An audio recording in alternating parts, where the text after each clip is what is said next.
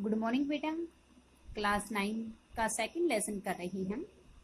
कल तक हम यानी कि लेखक जब वे तिब्बत के रास्ते लंडकोर के रास्ते से जा रहे थे, जब वह बिछुड़ जाता है अपने साथियों से, तो उस समय यानी कि उसके साथी सुमित थे, लेखक का इंतजार करते करते काफी समय हो चुका होता है और वह बहुत ज्यादा गुस्सा हो जाते हैं और गुस्से में लेखक से कहते हैं कि इतना समय तुमने कहाँ तक लगा दिया, कि मैंने कितनी 3 बार चाय पी, ठंडी हो चुकी है और 3 बार हमने गर्म करके पी चुके हैं।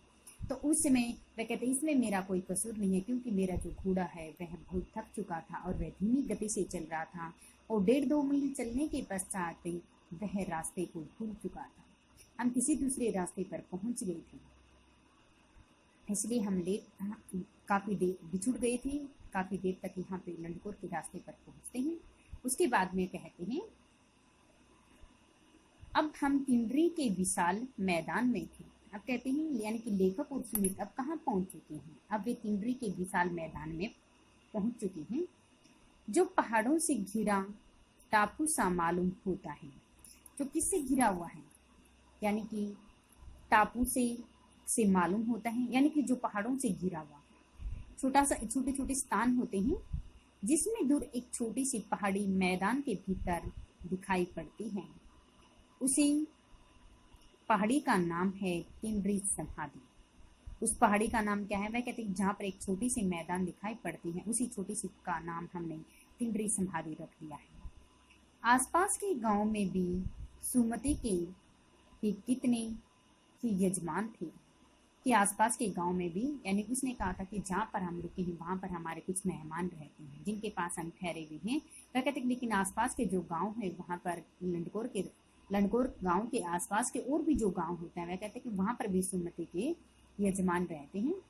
कपड़े की पतली पतली चिरी व्यक्तियों के गंडे खत्म नहीं हो सकते थे, क्योंकि बोधगया से लाए गए कपड़े के खत्म हो जाने पर किसी कपड़े से बोधगया का गंडा बना लेती थी। गंडा होता है ताबीज।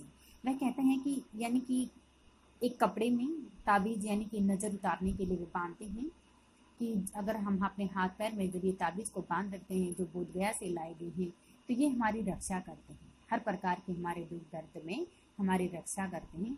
तो मैं कहता कि वो बोधगया से लाए हुए जो ताबीज होते हैं वह उनको बांधते हैं। वह यजमानों के पास जाना चाहते थे, यानी कि हमारा एक गद्यांश है जिसमें से क्वेश्चन आंसर बनेंगे। वे यजमानों के पास जाना चाहते थे। मैंने सोचा कि यजमान भले ही गंडे बांट दो, मगर आसपास के गांव में मत जाओ। मैंने सोचा कि तो वहां गई तो हफ्ता भर इधर लगा दूंगी। फिर सुमति कहता है कि यजमानों को जब वह ये ताबीज बांटने के लिए कहते हैं कि ये अगर वहां पर चला गया तो ये हफ्ते भर से पहले वहां से नहीं आएंगे। तो मैंने उससे कहा कि जिस गांव में ठहरना हो उसमें भले ही गंडे बांट दो। वह कहता है कि जिस गांव में आपको रुकना है सिर्फ उसी गांव के अंदर आपको ये ताबीज बांटने हैं और कहीं जाने की जरूरत नहीं है, मगर आसपास के गांव में मत जाओ। इसके लिए मैं तुम्हें लहासा पहुंचकर रुपए दे दूंगा। लहासा पहुंचकर वह कहता है कि अगर आसपास के जो गांव होते हैं, अगर बोधगया से लाए हुए ताबीज आपको वह बांटता है तो उनके बदले में लोग उन्हें गुरु दक्षिणा देते हैं, उन्हें दक्षिणा मिलते हैं, रुपए पैसे मिलते हैं। तो उसमें वह कहते हैं कि आप इनको कहीं और बांटने की बजाय माँ, अगर आपको जो दक्षिणा चाहिए, जो पैसे चाहिए, लहासा पहुंचकर आपको दे दूंगा, लेकिन इधर उधर के गांव में जाने की बजाय आप यहाँ लंडकोर के तिंड्रीवा का जो रास्ता होता है, इसी गांव के अंदर जहाँ पर हम ठहरे हुए हैं, इसी में इन ताबीजों को आप बांट सकते हैं। इसमें से अगर जैसे हमारे प्रश्न बनते हैं, इसमें से जैसे हमारा प्रश्न बनता है कि लेखक किस स्थान के आसपास के गांव की बात कर रहा है? अभी ऊपर बताया गया था लेखक कौन से स्थान की बात कर रहा है। लेखक तिंड्री वाले मैदान की बात कर रहा है। तिंड्री के आसपास के जो गांव हैं, ठीक है, तिंड्री और उसके आसपास के जो गांव है उनकी बात कर रहा है। तिंड्री की वहां की क्या विशेषता है, कि वहां की फिर विशेषता क्या बताई गई है, कि वहां जो पहाड़ होते हैं, पहाड़ों से घिरे हुए तिंड्री के मैदान में एक छोटे से टापू दिखाई देते हैं, कि जो पहाड़ होते हैं वे तिंड्री के मैदान से घिरे हुए हैं और वहां पर छोटे छोटे क्या है, टापू दिखाई दे रहे हैं। मैदान एक छोटी सी पहाड़ी है और इस पहाड़ी का नाम यानी कि इसमें दूर सी एक छोटी सी पहाड़ी है जिसका नाम हमने क्या रख दिया है, तिंद्री समाधि गिरी रख दिया है। ये हमारा फर्स्ट क्वेश्चन हो गया है। सेकंड है जैसे यजमान किसे कहते हैं।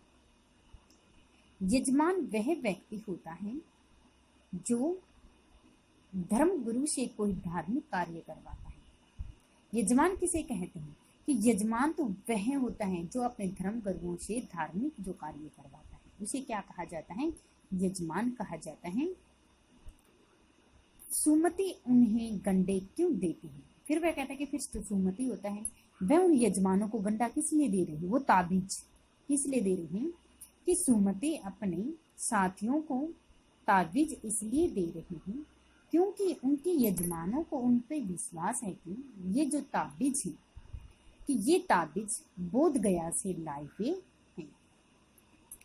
कि उनके क्या है कि ये ताबीज कहाँ से लाई गई, ये ताबीज बोध गया से लाए हुए हैं और बोध गया से लाए हमारी क्या करेंगे, रक्षा करेंगे।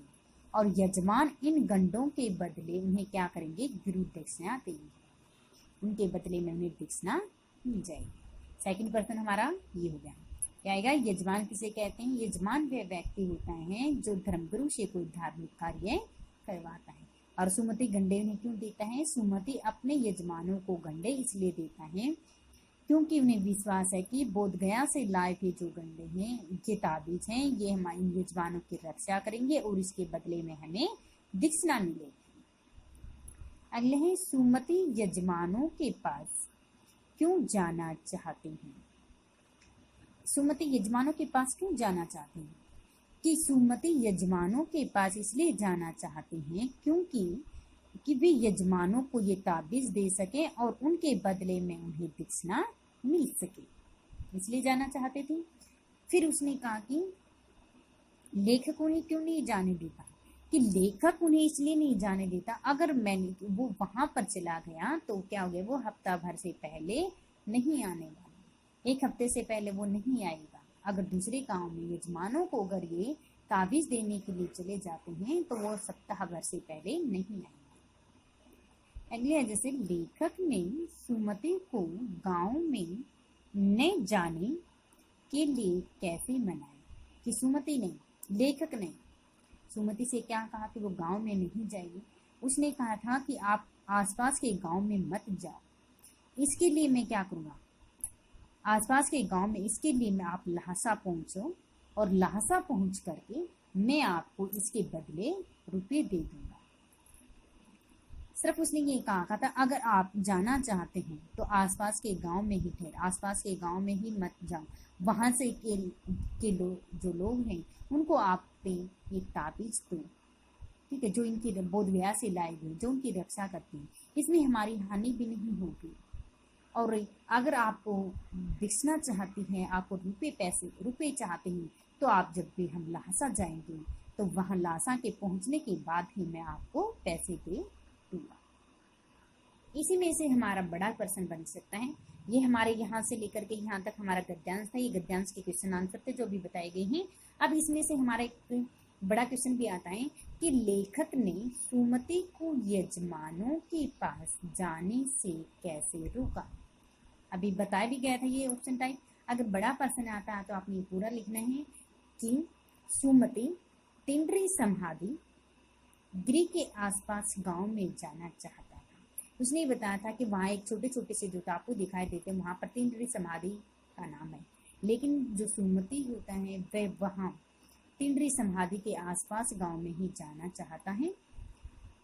वह वहां जाकर के क्या करना चाहता था, उसने क्या बताया कि वह यजमानों के पास, अपने यजमानों के पास जाना चाहते हैं और उन्हें वे ताबीज दे करके वह दक्षिणा प्राप्त करना चाहते हैं।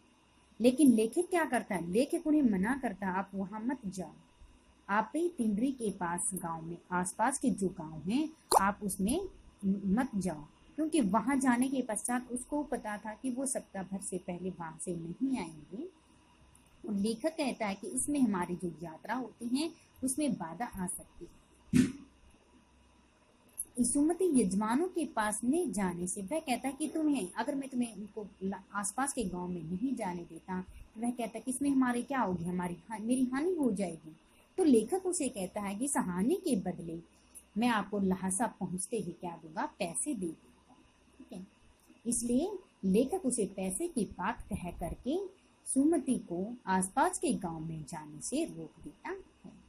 बड़ा प्रश्न आता है तो ये पूरा बताना है कि कौन कौन से गांव में, तो वह किस लिए जाना चाहता था, उसे किस लिए वह ताबीज देना चाहता था और उसे किस प्रकार उसकी रक्षा हो रही थी। इसके बाद है दूसरे दिन मैंने भरिया ढूंढने की कोशिश की लेकिन कोई नहीं मिला। सवेरे ही चल दिए, होते ही अच्छा था, लेकिन 10-11 बजे तेज धूप चलना पड़ रहा था। तिब्बत की धूप भी बहुत कड़ी मालूम होती है, यद्यपि थोड़े से मोटे कपड़े से सिर को ढांप लेते हैं। वह कहता है कि जब 10-11 बजे का टाइम होता है उस समय वहां से हम जब निकल सकते हैं। वह कहता है कि तिब्बत की जो धूप होती है बड़ी ही कड़ी लग रही है, अगर हम अपने सिर को मोटे कपड़े से ढक लेते हैं तो हमें गर्मी महसूस होती है, गर्मी खत्म हो जाती। आप 2 बजे की सूरज की ओर मुंह करके चल रहे हैं, ललाट धूप से जल रहा, ललाट माथा हमारा धूप से जल रहा है, पीछे का कंधा बर्फ हो रहा है। फिर मैंने पीठ पर अपनी चीजें लादी, डंडा हाथ में लिया और वहां से चल पड़ते हैं। यद्यपि सुमति के अपनी अपनी चीजें लादी, सुमति से परिचित तिंडरी में भी थी, लेकिन वह एक और यजमान से मिलना चाहते थे। सुमति कहते कि मेरे आसपास में गांव में यजमान है, मैं उनसे भी मिलना चाहता हूँ। इसलिए आदमी मिलने का बहाना कर शेखर विहार की ओर चलने के लिए कहा। तो वह कहता है कि वह उसे मिलने के लिए सुमति लेखक को शेखर विहार की ओर चलने के लिए कहता है।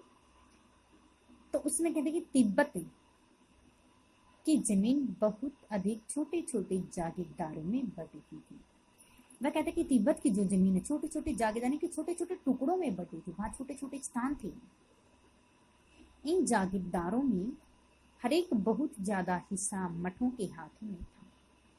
अपनी अपनी जागीर में हर एक जागीरदार कुछ खेती खुद भी करता था, यानी कि कुछ जो इनके पास जागीरदारों का बहुत ज्यादा कहाँ पे मठों के हाथ में होता था, लेकिन थोड़ा बहुत उनके पास होता था, वह उसकी में से अपनी खेती भी स्वयं करते थे, जिसके लिए मजदूर बेगार में मिल जाते थे मुफ्त में, यानी कि मजदूर वैसे ही उनका काम कर देते थे। खेती का इंतजाम देखने के लिए वहां कोई भिक्षुक भेजा गया, जो जागीर के आदमियों के लिए राजा से कम नहीं होता है। यह हमारा गद्यांश है, इसमें से आपके प्रश्न आते हैं। इसमें जैसे फर्स्ट प्रश्न आता है हमारा कि तिब्बत में जमीन की स्थिति कैसी थी। तिब्बत में जमीन की स्थिति छोटे छोटे जागीरदारों में बटी हुई थी और इससे अधिकतर जागीरदारों का कुछ हिस्सा कहाँ पे था, बहुत ज्यादा हिस्सा मठों के हाथों में था, वे इसी का प्रबंध भी करते थे। सेकंड प्रश्न है आपका, तिब्बत में जागीरदारी खेती कैसे और किनसे कराते थे। किनसे कराते थे? तिब्बत में जागीरदारी स्वयं बेगार मिलने वाले, ठीक है, स्वयं बेगार में मिलने वाले मजदूरों से करवाते थे। मैं बता दें जिसके लिए मजदूर बेगार में मिल जाते थे वो अपनी खेती किनसे करवाते थे, बेगार में मिलने वाले मजदूरों से करवाते थे। थर्ड प्रश्न है, तिब्बत में खेती का प्रबंध देखने वाले भिक्षुओं की क्या विशेषता थी। भिक्षुओं की क्या विशेषता थी?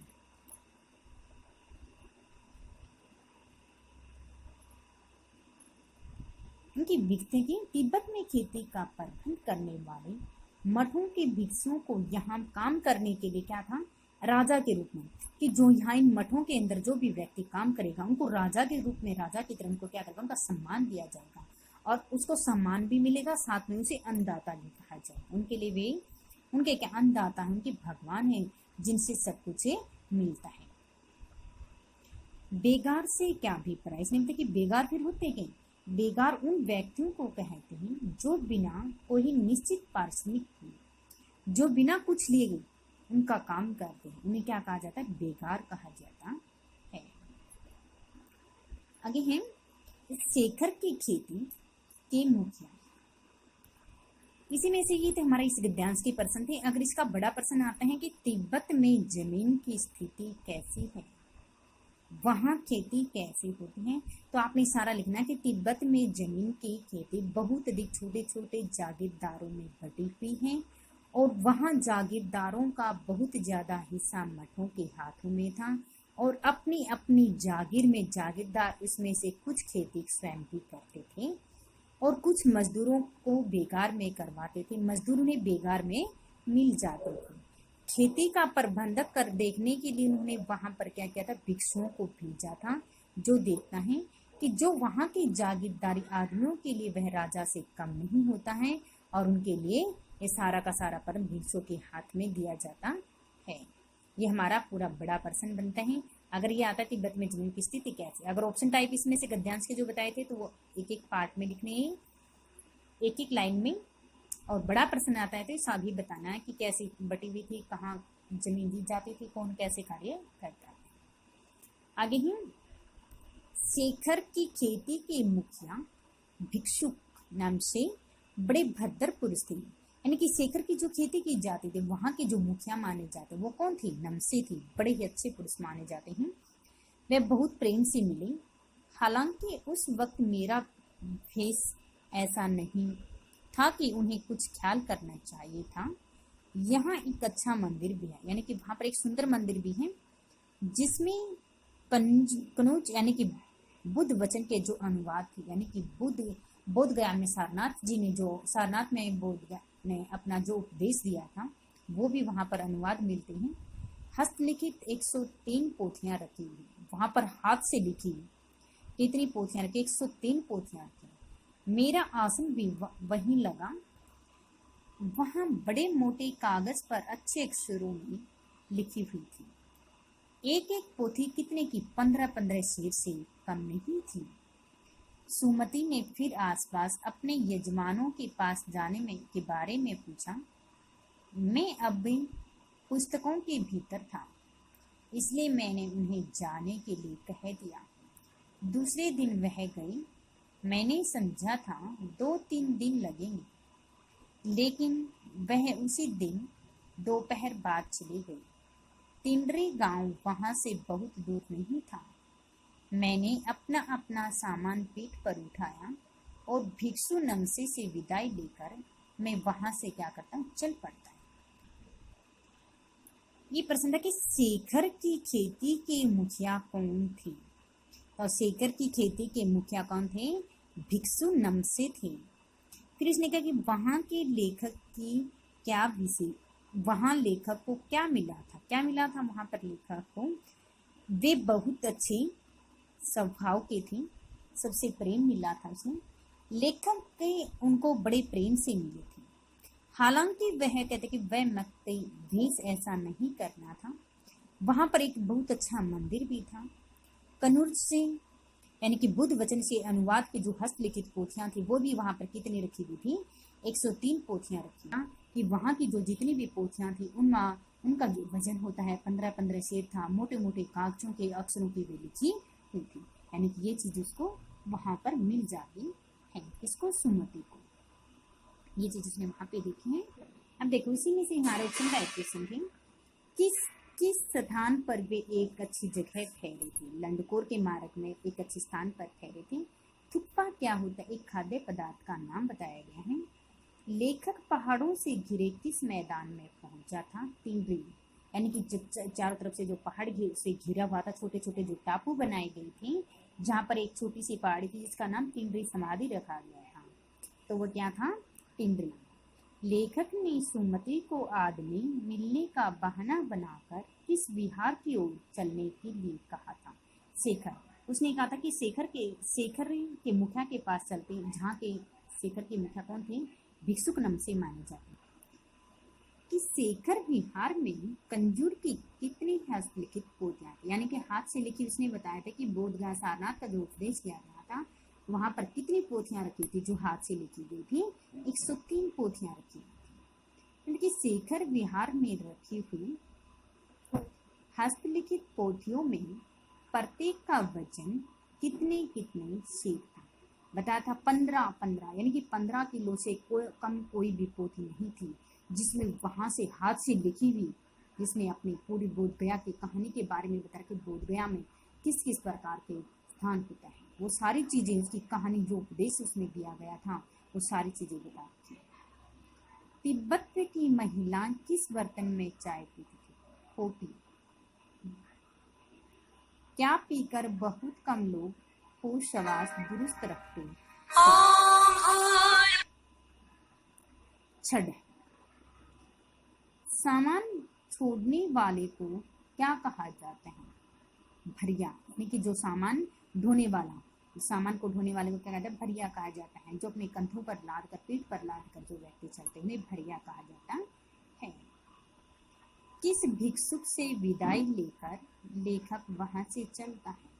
यानी कि नमसे, शेखर की मुखिया की खेती के भिक्षुक कौन माने जाते हैं? मुखिया सबसे भिक्षुक माने जाते हैं और वो उनसे विदाई लेकर के वो वहां से सुमते चल पड़ते हैं।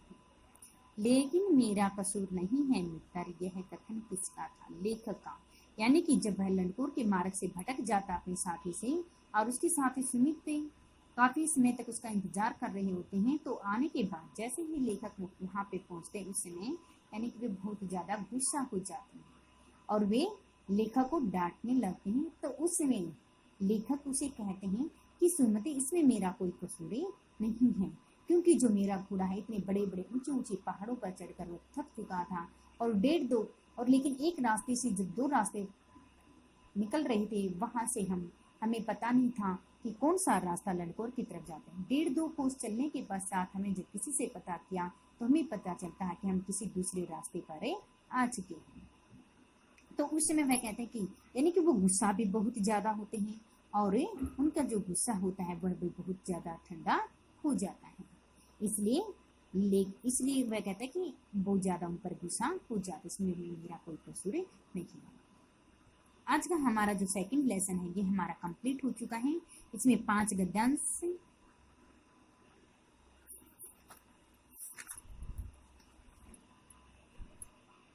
यानी अब देखो ये हमारे अभ्यास के क्वेश्चन कंप्लीट हो चुके हैं, साथ साथ में हमने जितना भी लेसन किया उसकी करवाई है। ये हमारे परीक्षा उपयोगी प्रश्न है। अगर आपको लेसन बेटा अच्छे से समझ में गया है, आपने ध्यान से समझा इसको, तो क्वेश्चन आंसर सारे हमारे अच्छे से याद हो जाएंगे। एक कहानी के तौर पे ये चीजें,